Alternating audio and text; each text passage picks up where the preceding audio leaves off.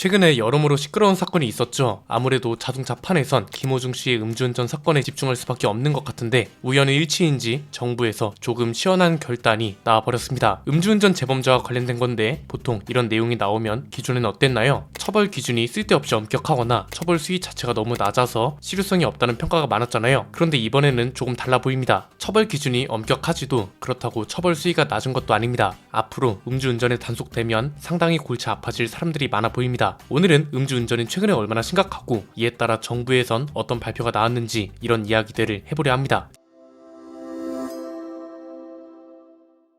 사실 이상적인 방향 중 하나였죠. 음주운전을 상습적으로 하는 사람은 음주 측정을 한 다음에 운전을 할 수 있게 하는 거, 이게 말만 많았지 실제로 시행되지는 못하고 있었잖아요. 그런데 정부에서 공식적으로 발표가 나왔습니다. 2024년 교통사고 사망자 감소 대책을 발표했는데 상습 음주운전자는 앞으로 음주 측정을 한 후에 운전을 할 수 있다고 합니다. 어떤 내용이냐면 간단합니다. 음주운전으로 5년 이내에 2회 단속된 음주운전자는 조건부 운전 면허라는 걸 발급합니다. 이게 뭐냐면 음주운전 방지 장치를 장착했을 때만 운전이 가능하게 하는 거고, 이 장치로 음주 측정을 해야만 시동을 걸 수 있는 겁니다. 측정 장치랑 설치 비용이 250만원 정도 든다고 하더라고요. 이걸 세금으로 부담하냐? 그렇지 않습니다. 운전자가 전액 부담하는 걸로 결정됐다고 하고요. 이미 지금 이 장치를 부착해야 할 대상자만 15,000명에서 20,000명이 달하는 걸로 파악되고 있다고 합니다. 도입 시기도 얼마 안 남았습니다. 올해 10월부터 바로 도입을 한다고 하는데요. 야, 이건 진짜 박수 쳐줘야 마땅하다고 봅니다. 지금까지는 음주운전 관련해서 말만 시끄럽고 정작 실효성 있는 대책이 나오거나 제대로 된 게 시행되는 일이 거의 없었습니다. 그래서 지금까지 음주운전 적발 건수가 눈에 띄게 줄어들지 않았던 거죠. 실제로 작년 교통사고 사망자 수가 2,551명으로 2022년 대비 6.7% 감소하긴 했지만 인구 10만 명 중 사망자 수는 여전히 OECD 회원국 중 중하위권 수준이라고 하고요. 음주운전 재범자 비율도 좀 충격적입니다. 작년 기준으로 42.3%에 달한다고 합니다. 10명 중 4명은 음주운전을 2번 이상 했다는 거죠. 이게 적발된 건수를 기준으로 하니 적발되지 않은 사람들까지 생각하면 훨씬 많을 거고요. 음주운전하면 떠오르는 게 하나 있죠. 윤창호법이 시행됐는데 문제는 이 윤창호법이 시행된 이후에도 재범률이 제자리 걸음이었다는 겁니다. 실제로 음주운전 재범률을 보면 2019년부터 작년까지 43% 내외를 왔다 갔다 했습니다. 사실상 법의 효과가 미진했다는 거죠. 이유는 간단합니다.